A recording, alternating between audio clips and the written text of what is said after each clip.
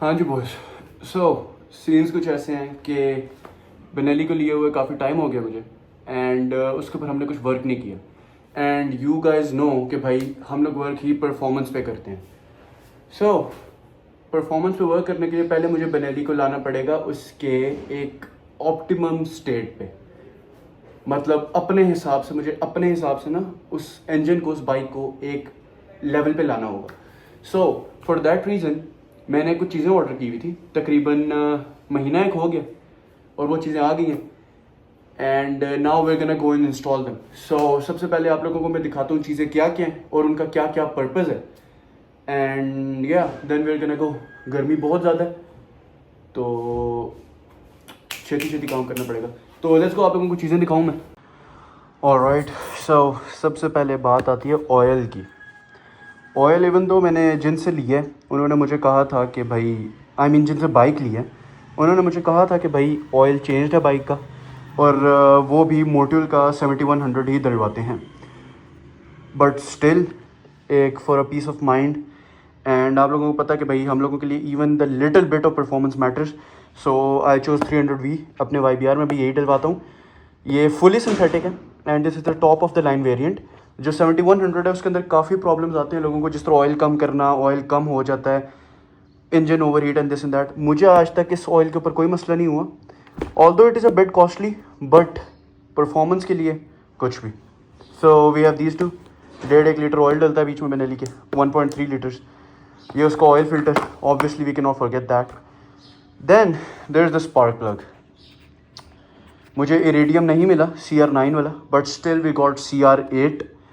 So we can install this and see के क्या बनता है। उसके बाद आ जाते हैं जी ये असेंबलीज़ पे। ऑल्दो बेनेली की असेंबलीज़ बिल्कुल सही चल रही हैं, कोई मसला नहीं है उनमें, बट स्टिल उनके ऊपर वो जो ग्राफिक्स होते हैं वो मिट गए, बिकॉज ऑब्वियसली बाइक पुराना है, 2017 है, 2017। So I was like why not get a fresh new look. उसके बाद फ्यूल फिल्टर। लोग इस चीज़ के ऊपर नहीं तवज्जो देते, but for performance this matters. आप लोग कोशिश किया करें हर 6000 किलोमीटर के बाद इसको चेंज कर लें, because performance matters a lot on this. ठीक है, फ्यूल सही तरह जाएगा, क्लॉग नहीं होगा, साफ जाएगा तो बाइक भागेगा। उसके बाद जी आ जाते हैं इंजन फ्लश पे। वेट, कौन कॉल कर रहा है? सबर एक मिनट। हाँ जी।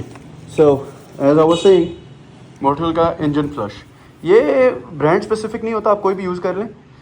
मैं इसलिए यूज़ कर रहा हूँ बिकॉज़ एक तो मेरा पहला ऑयल चेंज है बेनेली का, एंड सेकेंडली मैं चाहता हूँ कि भाई मेरी बेस अच्छी हो, because as you guys know performance के लिए बेस ही मैटर करती है। अगर आपकी बेस अच्छी है तो आपका जो बाइक है वो अच्छा चलेगा। ठीक है, so that's why this engine अंदर से साफ़ सुथरा हो जाएगा, and then I am gonna put in the 300V, and या we can hope for the best. And उसके बाद कुछ बाइक के परफॉर्मेंस मोड्स हैं, जैसे कि, बल्कि वो मैं अभी रिवील नहीं करता, वो इंशाल्लाह आने वाली वीडियोस में आप लोग देखोगे। बेनेली इंशाल्लाह तेज़ करूँगा मैं, एंड इसको अच्छा से तैयार करेंगे। So without wasting any time, let's go. Oh, one more thing. इससे पता चल ही क्या होगा कि भाई एक ना एयर कूल्ड इंजन से मैं अपग्रेड की है क्योंकि मैं कूलेंट को भूल ही गया था। सो ये लिक्विड मोली का कूलेंट, और यार ये लाजमी चेंज करवाया करो। ये चलता है, इसकी लाइफ ज़्यादा होती है, बट स्टिल 5000-6000 किलोमीटर के बाद ना इसको चेंज किया करो। उसका ये चक्कर होता है कि एक तो गर्मी पहले यहाँ पे ज़्यादा पड़ती है, एंड वाटर कूल्ड अगर आपका इंजन है तो ये लाजमी आप चेंज कराया करो, because it actually helps a lot. Engine को अच्छा रखता है, आपको रस्ट से फ्री रखता है। जो आप लोग अंदर पानी डालते हो ना, वो ना डाला करो, इंजन डैमेज होता है। सो या लेट्स गो एंड सी कि क्या होता है।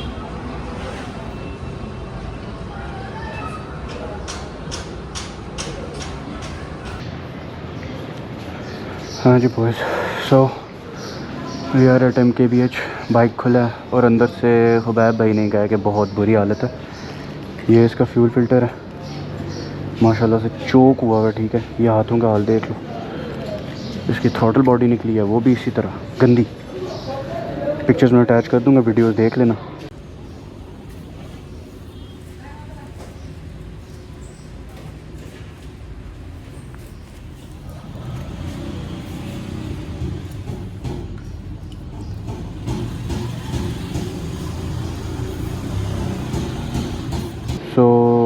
ये देखो। सो दिस इज़, ये देख रहे हो ये। खैर साथ ही जो मैं प्लग लाया था, मैंने आप लोगों को बताया था कि मुझे इरेडियम या जी पावर नहीं मिला, तो यहाँ पे खुबैब भाई के पास ये जी पावर था इसका TNT25 का, तो हमने ये भी डलवा लिया। एंड इसको प्लीज़ आप लोग चेंज करवाया करो 5 से 6 हज़ार के ऊपर, चौक था बिल्कुल। बाकी बाइक की कंडीशन दिखाता हूँ मैं।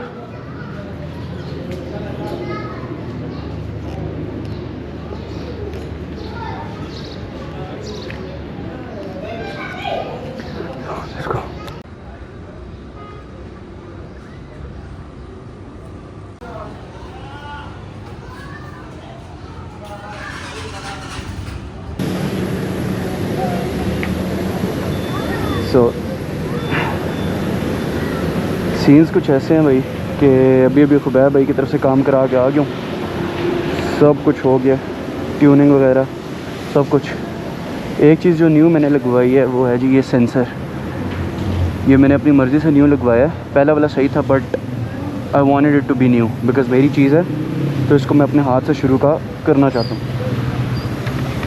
खैर एक short ride home, let's see कि क्या डिफरेंस है परफॉर्मेंस में।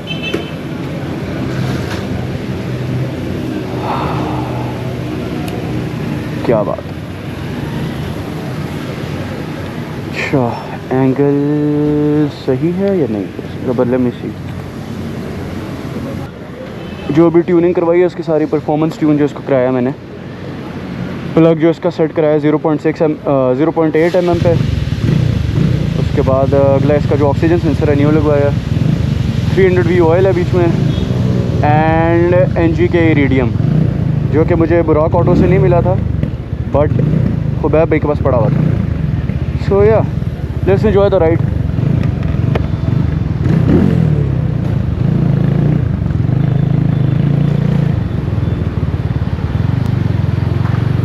अस्सलाम वालेकुम। अंकल ने फुल इग्नोर कर दिया, कोई कहते नहीं।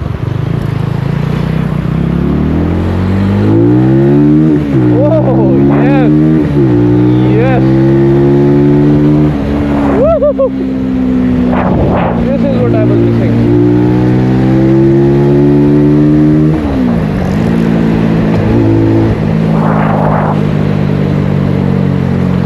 मौसम सही है, although it was good before. धूप निकल आई है वापस। The pops.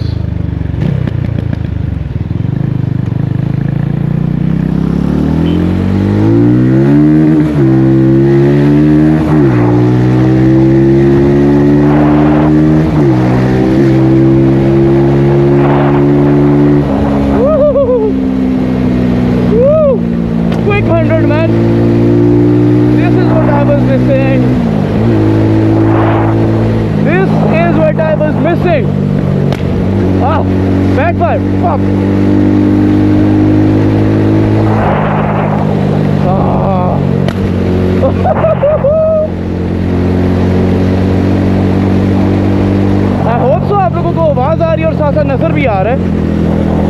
I hope so, I just hope so because I don't want you guys to miss this and I hope angle अच्छा है।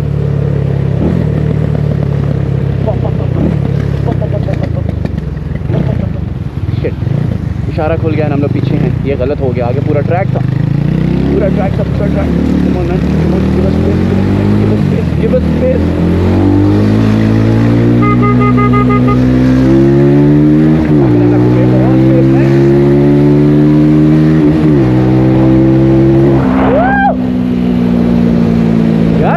मज़ा आता है यार।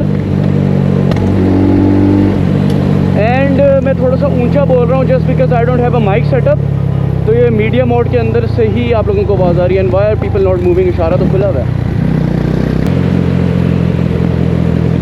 This is a good track अगर हमें खुला मिल जाए खाली, जो कि मोस्ट प्रोबेबली मिलेगा, but we can have to go यहाँ से आगे।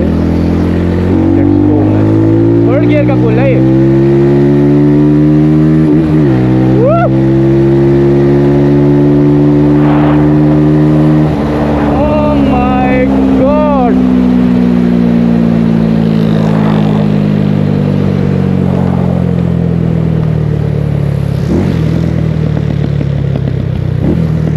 बैकफायर सुन रहे हो ब्रो? ये बिकॉज उसकी वजह से है एनजी के इरिडियम लगाने के बाद से इसका बैकफायर आ गया।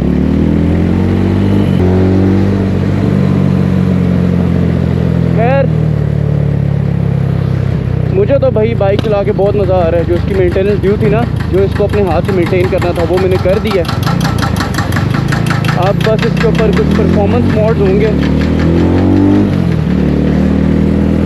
इसके ऊपर जो परफॉर्मेंस मोड्स होंगे वो एक इसका फुल एग्जॉस्ट सिस्टम होगा जो कि पाकिस्तान से नहीं मिल रहा मुझे, और मैं इसको एक परफॉर्मेंस एग्जॉस्ट ही लगवाऊंगा।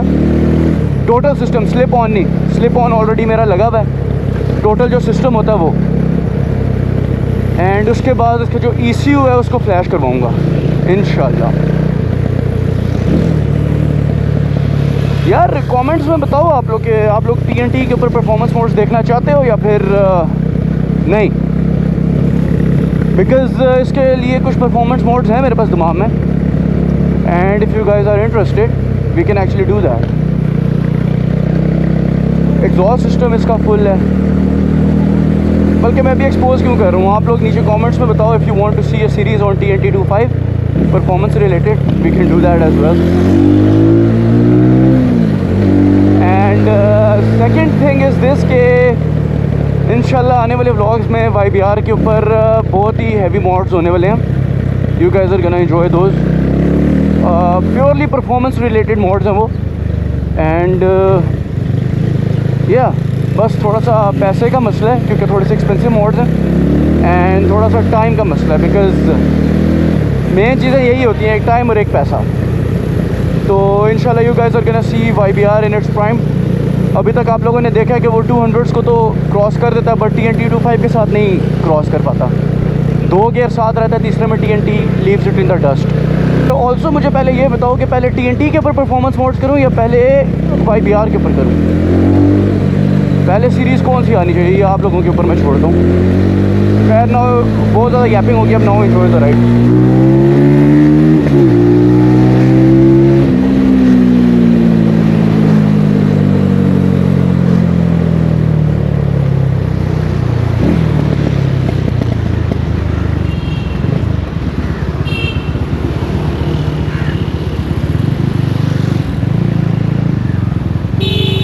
Oh my God!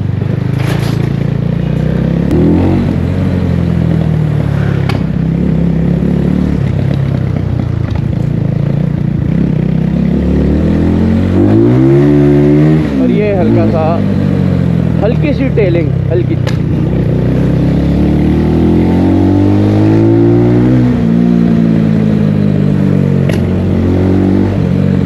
यार ये बैक फायर इसके बहुत ज़्यादा हो गए हैं, इनको कम करवाना पड़ेगा मुझे, बिकॉज़ आपस की बात है, मुझे इतने पसंद नहीं है। नाइस।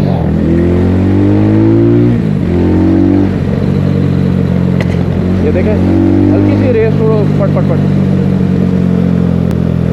पता नहीं आप लोगों को आवाज़ आ भी रही है नहीं कि नहीं। खैर